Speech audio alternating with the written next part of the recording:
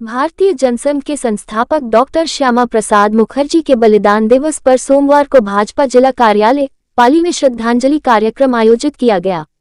इस अवसर पर संगोष्ठी, प्रदर्शनी और पौधारोपण के माध्यम से महान राष्ट्रभक्त को याद किया गया। कार्यक्रम के मुख्य अतिथि पूर्व प्रदेश अध्यक्ष एवं राज्यसभा सांसद सतीश पूनिया ने संगोष्ठी को संबोधित करते हुए पूनिया ने कहा कि डॉक्टर मुखर्जी ने देश की एकता और अखंडता के लिए अपना जीवन समर्पित कर दिया। भारत माता की वंदे वंदे। डॉक्टर श्यामा प्रसाद मुखर्जी अमर रहे। डॉक्टर श्यामा प्रसाद मुखर्जी अमर रहे। धन्यवाद साथियों। जिलाध्यक्ष जी, आदरणीय ज्ञान जी, आदरणीय वेंकटेश्वराम जी, हमारे भाई रविंद्र जी, दीप सिंह जी, करण सिंह नेत्रा जी, मेरे साथ आए हमारे भाई हिमांशु जी, राकेश सुंडा जी, यहाँ पर उपस्थित सभी कार्यकर्ता, धन्यवाद भाई।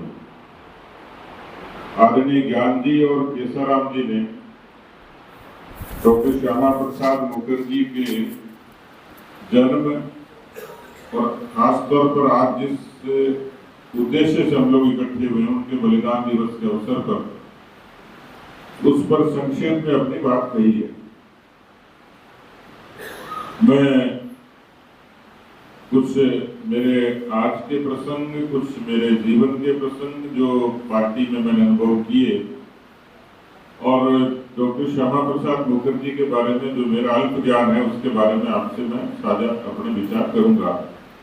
एक मेरी जिज्ञासा है, हम सब लोग राजनीति के लोग हैं, तो कई बार सामने वाले कार्यकर्ताओं से काफी चीजें सुनने को, समझने को मिल जाती हैं। सीखने और सिखाने की भी उम्र नहीं होती और उसमें कुछ छोटा बड़ा होता है। अभी हमारे पार्टी के प्रशिक्षण शिविर भी पूरे हो गए शादी में।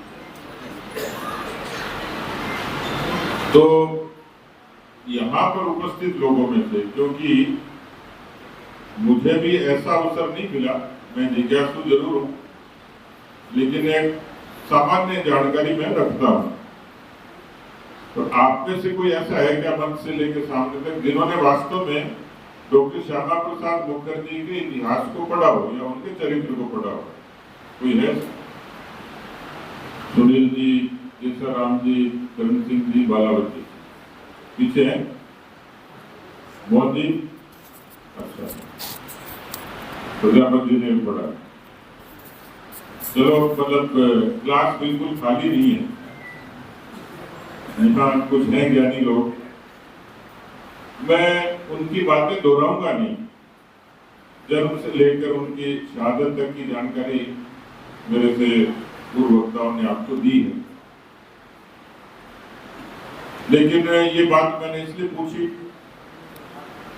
कि आज एक जिम्मेवार पार्टी के लोग हैं और हमें इस दौर में बहुत तर्क करने पड़ते हैं, और उस तर्क के दौर पर मेरा एक अनुभव है। जब मैं शुरू में 1992 में विद्यार्थी परिषद से युवा मोर्चे में आया,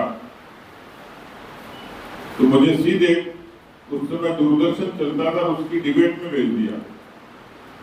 तो मैंने ये तो पढ़ा था कि कांग्रेस की स्थापना 1885 में AO ने करी, लेकिन जनसंघ की स्थापना कब हुई मुझे जानकारी नहीं थी। तो मुझे वहां शर्मिंदा होना पड़ा। तो मैं दूसरे दिन बस पकड़ के दिल्ली गया और पार्टी के कार्यालय से लिटरेचर लेके आया। तो जो मेरा ज्ञान था, जितनी मुझे समझ थी, मैंने पढ़ा। तो मेरा आज के दिन तो पहली गुजारिश है कि कम से कम 2 व्यक्तित्व को इंटरनेट पर भी उपलब्ध है, दादा को नहीं आता तो पोता निकाल के दे देगा। किताबें भी आजकल ऑनलाइन मिल जाती हैं। तो कितने लोग इच्छुक हैं जो डॉक्टर श्यामा प्रसाद मुखर्जी और दीनदयाल जी को पढ़ने के इच्छुक हैं? पढ़ सकते हैं, पढ़ेंगे, हाथ खड़े करके बताएंगे। बहुत अच्छी बात है,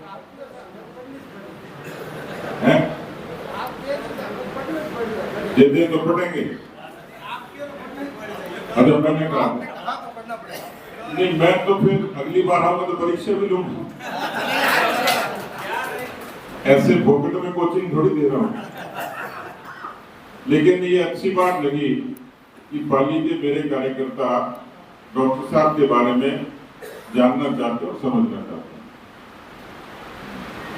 मेरे ख्याल से ये आज के युग की जरूरत है,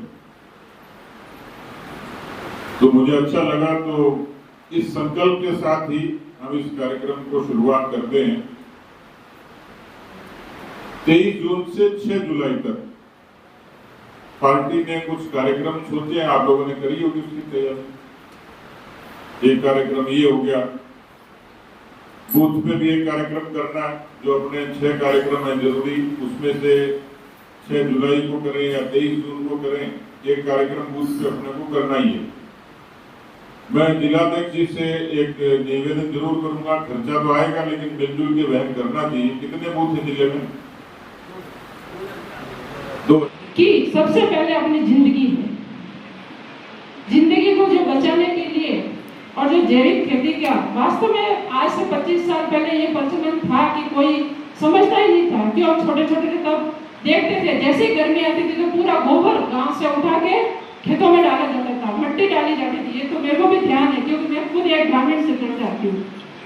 शायद मैं इन भाई साहब के उधर से ही हूँ, बिल्कुल पड़ोसी।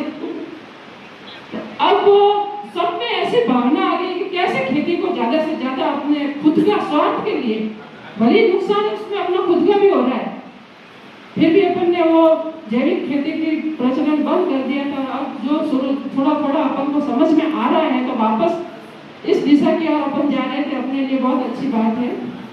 रही बात शिविरों में जाते हैं और तो और जैसे भी गांव में अभी छुट्टियां गए तो हम सब भी गांव में ही हैं, तो गांव में जैसे ही महिलाओं के बीच में, लोगों के बीच में जाते हैं तो एक अलग अनुभव होता है। आपको प्रदेश का महामंत्री बनाया गया और लगातार 4 बार आपने इस प्रदेश में भारतीय जनता पार्टी के महामंत्री के रूप में अपनी भूमिका निभाई और पार्टी में योगदान दिया। उन सब कामों को लेकर पार्टी ने आपको टिकट भी दिया और आप विधायक भी बने। इतना ही नहीं, फिर भी आपके मन में भाई साहब के हमेशा ही मन में रहा कि मैं पार्टी और संगठन के लिए काम करूं, तो एक बार फिर पार्टी ने आपको प्रदेश अध्यक्ष के रूप में दायित्व दिया और राजस्थान के प्रदेश अध्यक्ष के रूप में मैं मानता हूँ भाई साहब के साथ। तो उस समय मैं जिला महामंत्री था और मैं मानता हूँ कि उस समय का काम सबसे डिफिकल्ट काम था। उस समय कोविड का समय था और कोविड के समय में ऐसी विपरीत परिस्थितियां थी और कांग्रेस की सरकार थी। उस समय पार्टी को और समाज को एक साथ कैसे जोड़े रखना, उसमें आपने पूरी ताकत और शिद्दत के साथ भारतीय जनता पार्टी के कामों को आगे बढ़ाया और लोगों को फायदा पहुंचाया। और बाद में अभी प्रदेश अध्यक्ष के बाद में भी भारतीय जनता पार्टी ने आपके काम को देखते हुए लगातार आपके काम के जो प्रयास थे वो सारे सार्थक होते रहे। आपको हरियाणा का प्रभारी बनाया और हरियाणा के प्रभारी बन के आपने हरियाणा में सरकार बने, एक महत्वपूर्ण भूमिका उसमें भी आपने निभाई। और इतना ही नहीं, भाई साहब को जहाँ कहीं भी भेजा उसमें हमेशा रिजल्ट आया। आपको अभी कर्नाटक में भी भेजा, आप कर्नाटक के भी प्रभारी हैं और साथ में अभी एक और भाई साहब के दायित्व दिया, वो राज्यसभा के सांसद भी बने। ऐसे शख्स जिन्होंने अपने पूरे जीवन में भारतीय जनता पार्टी राष्ट्र प्रेम और राष्ट्र को आगे बढ़ाने में अपनी महत्वपूर्ण भूमिका निभाई। मैं आप सब लोगों से निवेदन करता हूँ कि एक बार